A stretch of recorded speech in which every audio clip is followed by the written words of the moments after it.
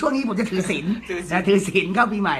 นะปกติสังเกตดูใครมาออดิชั่นก็จะโดนผมบ่นนู่นบ่นนี่อาจจะทำให้คุณรำคาญใจบ้างแต่ไม่เป็นไรครับถึงจะด่าขนาดไหนครับผมทนได้ครับผมหน้าด้านฮะผมทน เอาครับคำฝันครับโอกาสดีๆครับคำฝันครับวันนี้ตอนนี้ครับยอดออนไลน์สดๆกันตรงนี้100วิวครับไปยอดที่103วิวนะครับตอนนี้ครับขึ้นมาในค่ายเราตอนนี้103วิวนะครับคำฝันครับไปเลยครับถ้าพร้อมนะครับน้อยครับแจ็คสันน้ำมองครับวิญญาณแจ็คสันน้ำมองผมจะบอกให้ไอ้แจ็คสันน้ำมองนี่มัน2-3 คอร์ดนะครับไม่ประมาณไม่ดีบินเนอร์ก็จีอะไรประมาณนี้ไปครับผมคำฝันครับยินดีครับพร้อมแล้วไปเลยครับเพลงอะไรครับเพลงอะไรครับอกหักขับบอกอกหักคักบอกไปโลดเป็นอย่างน้อล่ะน้ำตาคือเศษหัวเขาอกหักดังปอกว่าเจ้าคือน้ำซึมเศร้าสึกจะได้จำได้บ่นะวันที่น้ำตาของอ้ายมาไหลที่เจ้าเพลงน้ำใจหนีไปกับสายคนอื่นบาปกรรมนั้นคือ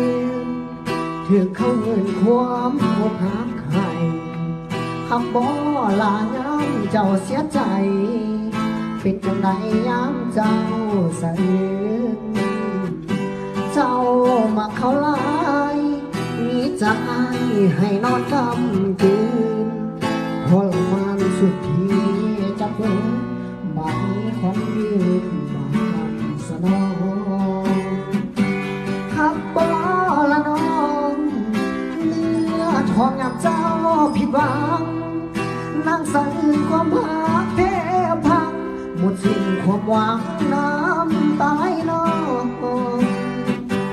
อยากสมน้ำหน้าในเวลาที่เจ้า